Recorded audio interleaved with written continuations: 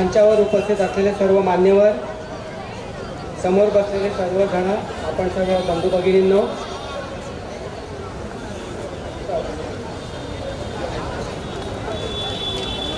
सर्वप्रथम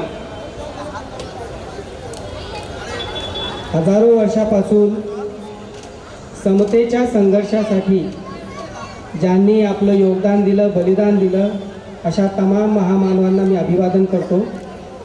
तसंच भारतरत्न डॉक्टर बाबासाहेब आंबेडकर यांच्या जयंतीच्या आपणा सर्वांना शुभेच्छा देतो। आणि आता एवढा एक चांगला कार्यक्रम सुरू आहे, त्या कार्यक्रमामध्ये ब्रेक देण्यात आलेला आहे आणि त्या ब्रेकमध्ये मी उभा आहे। एवढी चांगली चाल, एवढा चांगला आवाज, एवढा चांगला ठेका आणि एवढे चांगले शब्द, हे शब्द ऐकल्यानंतर आणखी काहीतरी वेगळं म्हणावं अशी काही परिस्थिती राहत नाही। कारण गाण्यांचं जे काम असतं ते गद्याचं, भाषणाचं नसतं। पण आंबेडकर जयंती बाबासाहेबांची, हा जयंतीचा कार्यक्रम असा असतो की जो समाजाला प्रबोधन करण्यासाठी, समाजाला जागृत करण्यासाठी, समाजाला जागृत ठेवण्यासाठी, समाजाला संघटित करण्यासाठी आणि समतेचा संघर्ष पुढे नेण्यासाठी आयोजित केला जातो। सण भरपूर आहेत, पण समतेचा जागर अशा जयंतीच्या कार्यक्रमांच्या माध्यमातूनच होत असतो। आणि तुम्ही बघा, कुळवाडी भूषण छत्रपती शिवाजी महाराजांची जयंती क्रांतीसूर्य ज्योतिराव फुल्यांनी सुरू केली, प्रबोधनाचं एक नवं पर्व सुरू केलं आणि आज आपण इथं आहोत। आजच्या या जयंतीच्या निमित्ताने बाबासाहेबांच्या लोकशाही विषयीच्या विचारांवरती मी थोडक्यात मांडणी करायचा प्रयत्न करतोय। लोकशाही आपण जेव्हा म्हणतो तर या गाण्यामध्ये ज्या गोष्टी सांगितल्या गेल्या, आधी कसं होतं आणि आता कसं आहे, तो जो बदल आहे, तो बदल नेमका कसा घडून आला, त्या बदलाची प्रक्रिया काय होती, हे इथं समजून घेतलं पाहिजे। लोकशाही म्हणजे फक्त शासन पद्धतीपुरता मर्यादित विचार करून चालणार नाही। लोकशाही म्हणजे मूल्य, माणूस म्हणून जगण्याचं मूल्य काय असलं पाहिजे, कसं असलं पाहिजे, याची जी काही रचना आहे ती रचना कशा पद्धतीने चालली पाहिजे, याबद्दलची जी काही व्यवस्था आहे ती लोकशाही। आम्हाला शाळेत शिकवलं गेलंय, अब्राहम लिंकन पासून सगळं लोकांनी लोकांसाठी चालवलेली लोकांची लोकशाही। पण बाबासाहेब लोकशाहीची व्याख्या करताना पुढे जाऊन म्हणतात आणि अशा प्रकारची लोकशाहीची अभिव्यक्ती करतायत की ज्या लोकशाहीमध्ये लोकांचं सामाजिक, आर्थिक आणि राजकीय असं जीवनमान उंचावेल, पण ते कुठल्याही प्रकारच्या हिंसेशिवाय, कुठल्याही प्रकारच्या हिंसेशिवाय सामाजिक, सांस्कृतिक, राजकीय जो बदल घडून आणणारी व्यवस्था असते, शासन पद्धती असते, त्या शासन पद्धतीला लोकशाही म्हणतात। आणि बाबासाहेबांचं लोकशाहीबद्दलचं जे काय उद्बोधन आहे, जे काय म्हणणं आहे, ते समजून घेत असताना दोन गोष्टींकडे आपण लक्ष दिलं पाहिजे। एक, बाबासाहेबांनी काय लिहून ठेवलेलं आहे ते आपण नीट वाचलं पाहिजे, आणि दुसरं, बाबासाहेबांचे संघर्ष, जेवढे संघर्ष केले गेलेले आहेत ते केवळ आणि केवळ लोकशाहीचा अवकाश वाढवण्यासाठी आहे। कारण समता, सामाजिक न्याय, बंधुता हे जे तत्व आपण म्हणतो, ती तत्व लोकशाही असल्याशिवाय नांदू शकत नाही। माणसाला माणूस पण देणं, माणसाला माणूस म्हणून मानणं, ही गोष्ट लोकशाही असल्याशिवाय शक्य नाही। आणि म्हणून मग भारताचं संविधान लिहित असताना आपली व्यवस्था लोकशाहीवादी कशी असेल याची तजवीज बाबासाहेब करून जातात। पण हे करताना बाबासाहेब कुठेही भ्रमत नाही आहेत, त्यांना नीट माहिती आहे आपण कुठल्या समाजात आहोत, भारताचा समाज नेमका कसा आहे। तर हा जो विषम जातीवादी समाज आहे, त्या समाजाला समतेकडे घेऊन जायचं असेल तर त्या पद्धतीची बळकट अशी लोकशाही चौकट या देशामध्ये आणली पाहिजे.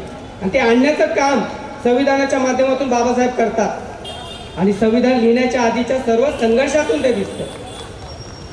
मग ते चवदार पाण्याचा तळ्याचा सत्याग्रह असू दे, काळाराम मंदिराचा प्रवेशाचा सत्याग्रह असू दे, आंदोलन असू दे, किंवा संविधान निर्माण केल्यानंतर हिंदू कोड बिल महिलांच्या अधिकारासाठी लागू व्हावं म्हणून राजीनामा फेकून देण्याचा असू दे, या सर्वच बाबतीत बाबासाहेब लोकशाहीचा आग्रह धरताना आपल्याला दिसतात.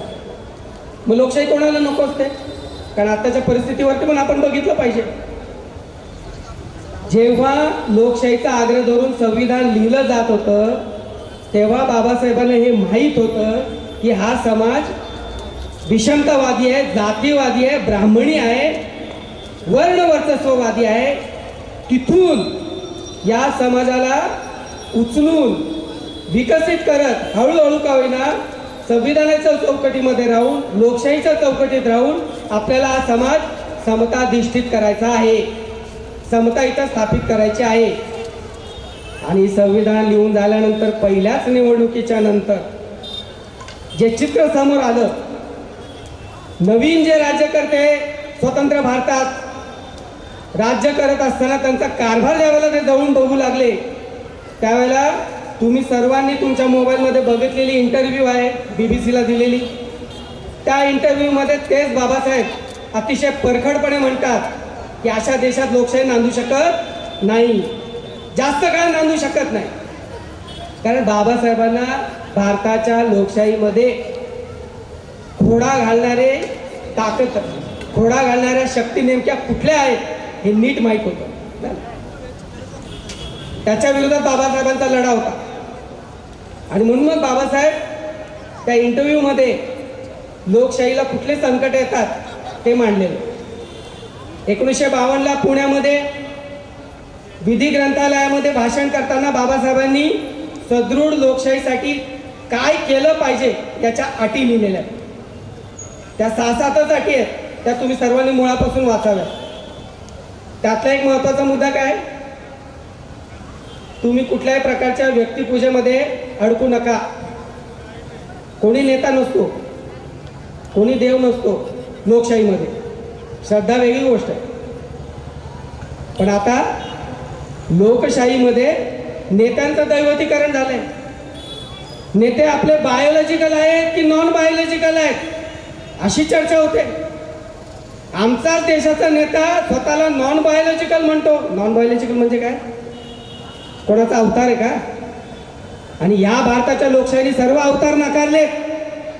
अरे माणसासारखा हाडामासाची तशीच राहा आणि तुम्हाला लोकांनी निवडून दिल्यानंतर जे जबाबदारी दिलेली आहे ती जबाबदारी नीट पार पाडा. पण काय म्हटलं जातं, आम्ही नॉन बायोलॉजिकल आहोत. अशा प्रकारच्या व्यक्तिस्तोमापासून समाजाने दूर गेलं पाहिजे. कोणी एक व्यक्ती तारणहार नसतो हे बाबासाहेबांचं म्हणणं आहे. समाज हा तारणहार असतो. समाज आपला मुक्तीचा मार्ग स्वतः बनवत असतो. आणि आपण काय करतो आता? दुसरा एक मुद्दा, प्रत्येक व्यक्तीला, मग त्याचं नाव सोनवणे असू दे, कांबळे असू दे, जोशी असू दे, कुलकर्णी असू दे, अदानी असू दे, अंबानी असू दे, काही पण असू दे, त्या व्यक्तीला एक व्यक्ती एक मत आहे की नाही? आणि ते एक मत असल्यामुळेच पुढचा हा सगळा प्रवास आहे. झोपड्याची घरं, घराचे बंगले, बंगल्यावरचे झेंडे, बहिष्कार टाकला गेलेला असताना सुद्धा, पाण्याचा अधिकार नाकारला गेलेला असून सुद्धा त्याच घरांमध्ये पुढे पुढे नड आहे जे आपल्या गाण्यात आलं. ते एक व्यक्ती एक मत. आज काय परिस्थिती आहे? आम्ही आमची मतं विकतो. निवडणूक लागली की रेट लागतो. निवडून येणाऱ्याला पण माहिती आहे, निवडणूक लढणाऱ्याला पण माहिती आहे, जो ज्याला निवडून देतो त्यालाही नीट माहिती आहे, लागतो. कोणी त्याच्याबद्दल जाहीर बोलत नाही, पण असतो. मग एक व्यक्ती एक मत, त्या मताचं मोल काय? 500 रुपये, 1000, 1500, 2000, 3000. आमच्याकडे विरारला 3 ते 5000 रुपये असतो. मग एक व्यक्ती एक मताचं काय झालं? मग ते 3000, 5000 देणारा जो आहे त्यांनी कुठून तरी पैसे आणायचे असतात. त्याला देणारा कोण आहे? कोणतरी अदानी आहे. तो कशासाठी देतो? मग अख्खी लोकशाही आपल्या ताब्यात ठेवण्यासाठी. आणि मग कुठला तरी एक नंदी बैल बसवायचा, ज्यांनी मान हलवायची आणि त्यांची कामं करायची. आपली कामं करणार कोण? हा धोका बाबासाहेबांनी 1952ला त्या अटी शर्तींमध्ये लिहून ठेवलेला आहे. तो धोका आपल्या डोळ्यासमोर आहे. तेव्हा सावध व्हा. जेव्हा आंबेडकर जयंती, बाबासाहेबांची जयंती आपण साजरी करतो, त्यावेळेला समाजाने पण, सर्वसामान्य लोकांनी पण भारतीय म्हणून आपण कुठेतरी आत्मपरीक्षण केलं पाहिजे की आपण कुठे चाललो. ते आत्मपरीक्षण व्हावं, हा एवढाच या मागचा हेतू. जातीयवाद वाढला की नाही वाढला? आता अस्पृश्यता नाही म्हणतात, पाण्याचा अधिकार कोणी नाकारू शकत नाही असंही आपण म्हणतो. खरंय, कोणाची हिंमत नाही आता जातीवरून बोलायची. पण या देशामध्ये हळूहळू मागच्या दारातनं आपण आपली अस्पृश्यता आउटसोर्स केली आहे. आम्हाला आता कोणी अस्पृश्य म्हणू शकत नाही, पण कळत न कळत तो मुस्लिम, त्याला वाई टाका, बहिष्कार. कुठे चालला हा समाज? अस्पृश्यता सुद्धा आउटसोर्स.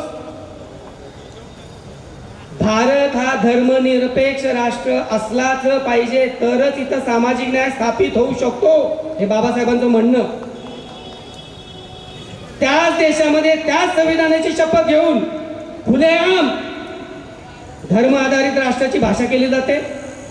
आणि कुठला? समतेचा, न्यायाचा, बंधुभावाचा का वाई टाकण्याचा, बहिष्कार टाकण्याचा, अस्पृश्य करण्याचा?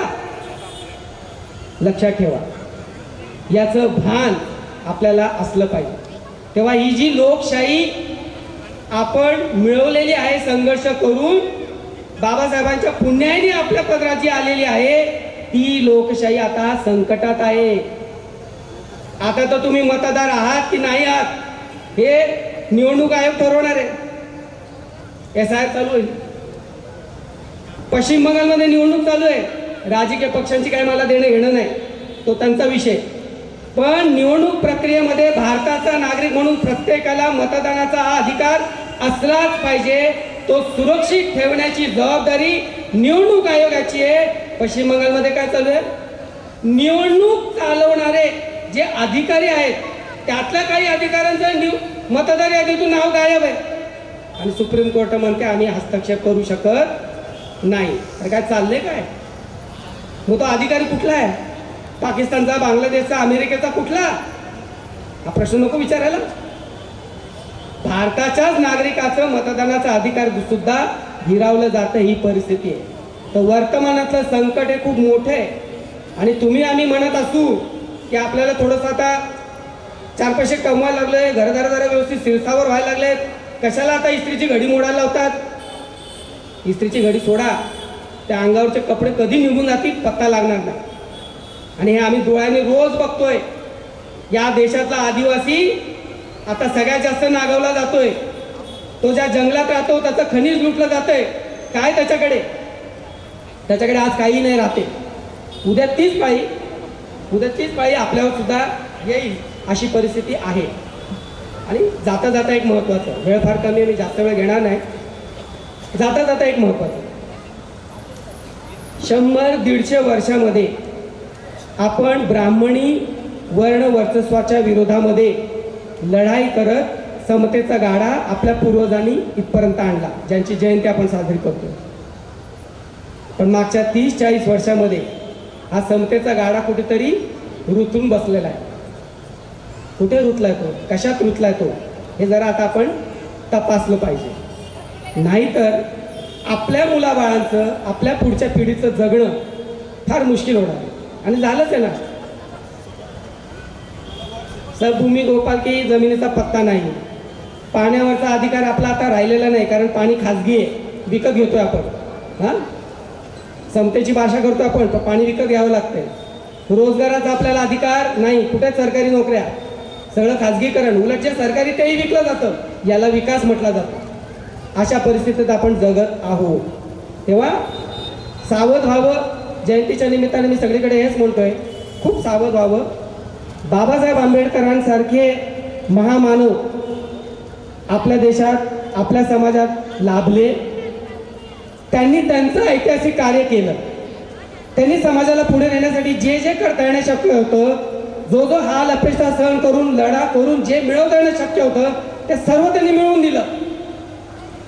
पण आपण त्यांचे जे वारसदार आहोत, कळत न कळत जे जे मिळवलेलं होतं ते आपल्या हातून निसटून चाललेलं आहे, याची कुठेतरी आपण आता जाणीव करून घेतली पाहिजे. आणि ते जर जाणीव झाली तर मग आपल्याला कोणाकडून मागायची पाळी येणार नाही. कारण मागून काहीच भेटत नाही या जगात, कधीच काही भेटत नाही. बरोबरीचा हक्क हा संघर्ष करूनच मिळवावा लागतो, टिकवावा लागतो.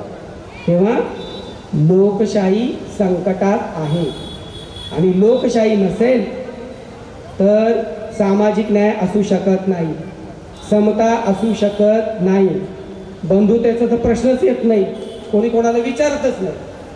तेव्हा आपण सर्वांनी या निमित्ताने बाबासाहेब आंबेडकरांची जयंती साजरी करत असताना मागच्या काही वर्षांमधला, काही दशकांमधला विषमतेची जी विषवल्ली वाढलेली आहे ती मोडून काढूया आणि समतेचं जे रोपटं काहीसं कोमजलेलं आहे त्याला थोडंसं खतपाणी घालूया आपल्या कार्यातून आणि त्याला पुढे घेऊन जाऊया. तर आपल्या पुढच्या पिढी आपल्याला माफ करतील. आपण सर्वांनी मला या जयंतीच्या निमित्ताने इथं बोलवलं याबद्दल आयोजकांचे आभार. कमी जास्त काय बोललं असेल तर मी दिलगिरी व्यक्त करतो. माझ्या बोलण्याचा कोणाला राग आला असेल तर त्याचा मला फार आनंद आहे, कारण हल्ली समाजाला रागच येत नाही, ही माझी तक्रार आहे. धन्यवाद. जय भीम. धन्यवाद सर.